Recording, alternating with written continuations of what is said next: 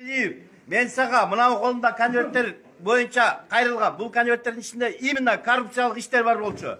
Сен ооба алып кел, мен кыйратам дедиң. Бул коррупциялык иштер именно самактар боюнча болчу.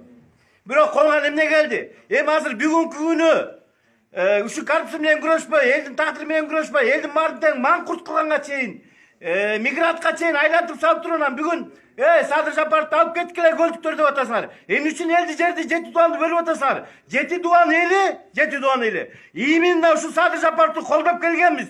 Эгерде Садыр Жапаров болбогондо 6-чы күнү түндүк, түштүк, же болбосо чүй, нарын, көл болуп согушуп, бүгүнкү бүтүн Кыргызстанды кармап кала алмак эмеспиз. Ошондо каяк делеңер акмактар, Каныбек Иманалиев, Капашевич, менин атым Сулайман. Сага кирбедим беле, эшек.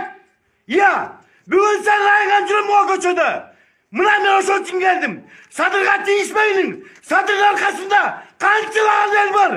Мен Карабалтыдан келдим. Угуп атасыңбы? Эшек! Болду, сабыр.